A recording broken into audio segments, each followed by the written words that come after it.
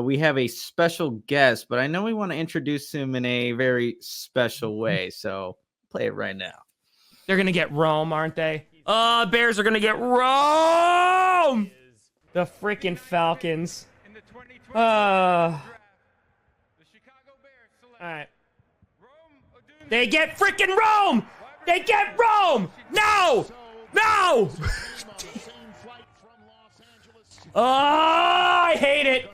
I hate it. I hate it. I hate it. I hate it. I hate it. Oh, that sucks.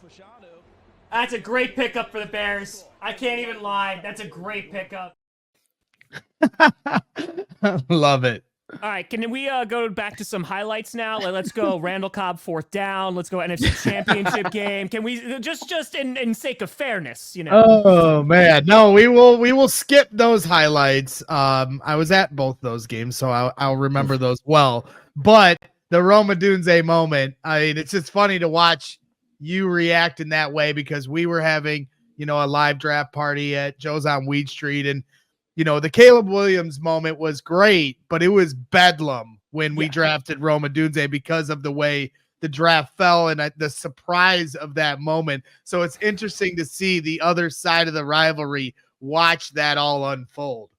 Well, I mean, it also has to be weird too, like as Bears fans to experience joy, right? Because like that hasn't been there in a while. So you're just like, I'm happy. Like this feels weird. Well, because you guys also like with Caleb, like you knew it was going to be Caleb, right? Like there was months where you knew it was going to be here. So for Rome to fall to you guys, like that was my worst case scenario because like he's a stud, right? He looks great in college. He has all the weapons and accolades you could possibly want. And if Caleb Williams is the guy, like, yeah, Rome is going to be a problem. So wasn't the best night.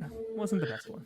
Well, I mean, obviously, the Bears were doing their thing. The Packers were obviously, building onto the team that I think surprised a lot of Bears fans seeing Jordan Love what he did. I know, Greg was able to, have a quick interaction with him during the Super Bowl. But how'd you feel for the rest of the night, though, after, the Bears gave Rome, Caleb, and then you see the Packers do what they did?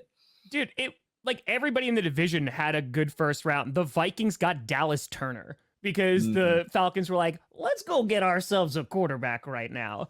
So I was like, that's not ideal. And then the Lions getting Arnold, I was like, that kind of sucks too because I think he's going to be a great corner. But yeah, then the Packers getting Jordan Morgan, I'm not like entirely surprised because I figured they would target offensive line pretty early. If it wasn't day one, it would definitely be day two. And it was kind of like a little lackluster, but like a lot of the offensive line picks are. So yeah, I hope that he just does well and it kind of just strengthens it and just protects Jordan Love more and allows that offense to flourish.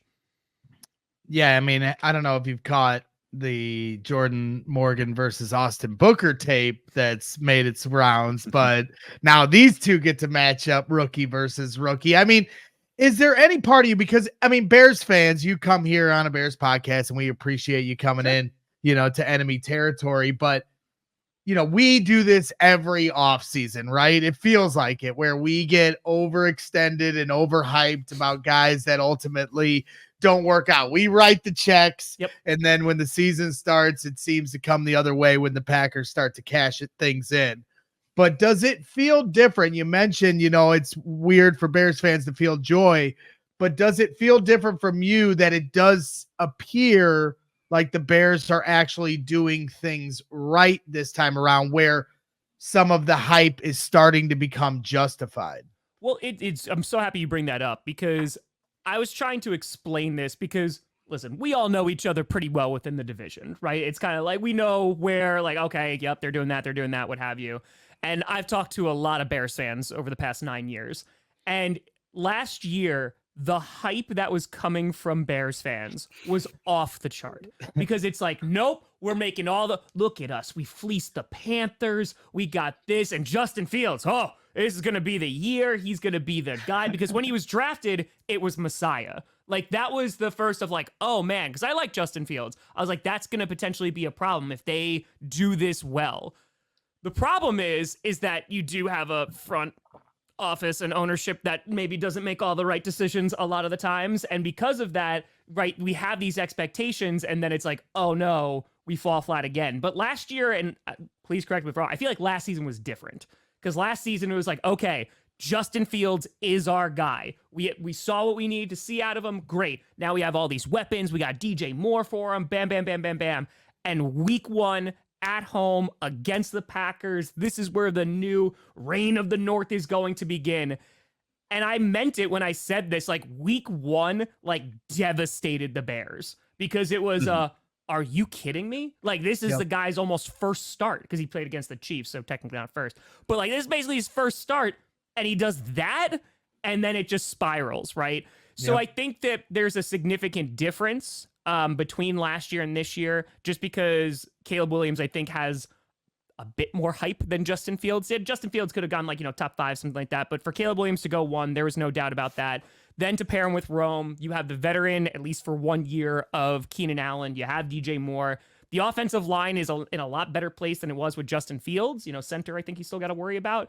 But I think that if this for some reason doesn't work out, then it's like we're hitting every single panic button possible because Eberflus is there because the defense looked pretty good after the Montez Sweat trade.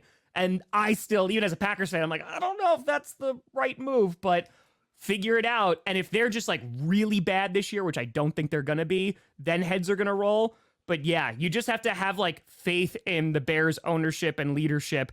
And I think for Bears fans, like that's a tricky thing to have faith in. Tom, if this doesn't work out, I'm out of here. Like this needs to literally work out, man. Like it's been way too long. For everyone who's just tuning in, we're talking to Tom Grossi. You can follow him on Twitter and YouTube at Tom Grossi Comedy. Let's flip it to the other side, though. With Jordan Love, the season that he had, you guys go and whoop the Dallas Cowboys ass in that playoff game. What are kind of the expectations? It kind of seems like every Detroit Lions fan saying the NFC North runs through Detroit. What's Green Bay thinking about that? I mean, for this upcoming season, Jordan Love went through his ups and downs, right? He had like that amazing game against you guys and then a good game against the Saints. And then like things started to go poorly. He was turning the ball over. And then later half of the season really started to pick things up. And so I think there's just a ton of excitement with Jordan Love. And with the Lions, like that's why I really wanted the NFC Championship game to run through Detroit. Because they kicked our ass on Thursday Night Football. We kicked their ass on Thanksgiving, like with a depleted team. So that was going to be the rubber match. So I see like the Lions and Packers, honestly, like neck and neck. The Lions have a very good team. They have a very solid roster. This took years of roster building for them to get up to this point. And I think with the Packers, there's going to be more expectations this year. The Packers are looking for a division title, but I think it's going to be, neck and neck with the Lions and whoever can. I think it's going to be like a game difference. But either way, I think they're going to be a playoff contending team because of what they were able to do with so little and so many question marks last year. And now that team has just gotten better. So what do you think in terms of, Jordan Love? It's kind of this odd thing because he's not a rookie, but it felt like it last year, right? Because it's his first year in. He shows everybody, and I was very impressed with his smoothness. We were kind of tongue-in-cheek watching your family night, the broadcasted practice, and trying to pick apart if he was going to be good or bad. And you honestly could see the smoothness in his delivery even back then. Now, fast forward, he finishes the season with his hair on fire, but now possibly due for big money. Mm-hmm.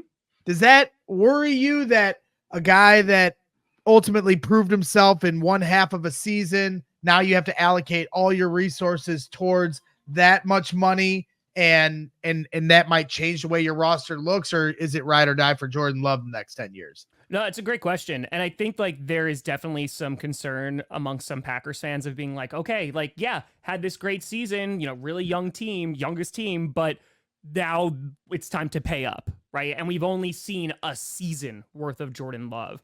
I would say the biggest difference is because those first 2 seasons, you didn't know what you had in him, right? The first season's COVID year. You didn't even see him in the preseason. The second one, he gets hurt for preseason games, barely plays.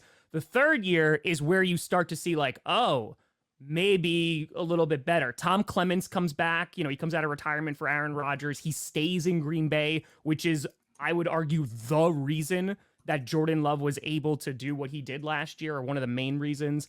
And I think that this way, one, the market dictates you have to pay $1 gajillion for quarterbacks, right? You look at Jared Goff, right? Yep. Like, there you go. Jared Goff got lots of money. And so I think now you're paying for the potential of that. I would not be surprised. They asked this months ago before all the signings happened. I would have guessed around like $45 million a year. I think it's going to be close to like 50 now and potentially even higher because that's just the going rate. But this is kind of like what you're paying for. And I think considering the rest of the offense is pretty darn cheap. I mean, all the wide receivers are on their first year contracts or for rookie year contracts. So yeah, I'm not as hesitant because I've seen what I want to see, and the Packers have seen him for 4 years. And so for them to make that kind of investment in him, I think they're making the right move. Yeah, I don't think there's any question about that. I'd pay him too. Full disclosure, Yeah. you see it. He's got the arm talent, and he's got some moxie to him. Yeah, he definitely shows you what you want to see. Tom, I'm just curious though, with this Packers team, where are the question marks right now as they're heading into the 2024 season? What do Bears fans need to know in terms of questions on this Packers team? Yeah, so right now our center too, Josh Myers, there's some question marks there of like they keep on hyping him up, and Packers fans are like, okay, like sure, we just want to see a little bit more from Josh Myers, but they're gonna put out the best 5. The biggest question marks, it was safety last year, but they went out and got McKinney, who is going to revolutionize that secondary. I'm so excited for that because he's just head and shoulders better than what we had back there. On top of that, corner Eric Stokes, that's a question mark if you just don't know. We had Valentine playing there last year, but Stokes, we just don't know if he's healthy because he hasn't played in like 2 years. So that's a concern and a little bit of a question mark. And I'd say the other question mark is at middle linebacker. So we had Quay Walker, of course. There's no more Devondre Campbell, who didn't really play well. Quay Walker had a good year last year, but we're bringing in 2 new guys in Hopper and Cooper. Cooper, I'm really excited for, but with this new defensive scheme, new defensive coordinator with Jeff Hafley, there's just a lot of question marks. And as a Packers fan, I refuse to get my hopes really high up because I have also been disappointed by my defense over and over and over and over and over again. So that's where like the biggest question mark is. So my final question to you before we cut you loose is, as a Cubs fan and a Purdue Boilermaker fan, when we get to the national championship, teams that have been through a lot and a lot of adversity, a lot of tough losses. You mentioned some of the tougher losses for the Bears to start our interview here.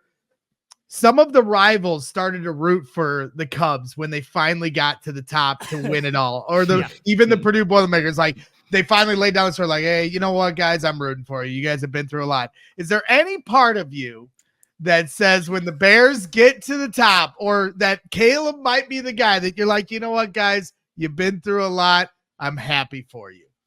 No, but I appreciate the question because listen, let's be very honest here. You have the Lions, right? And the Lions, I didn't mind. It wasn't like active. It was like I didn't mind because like they had been bad for a real long time, right?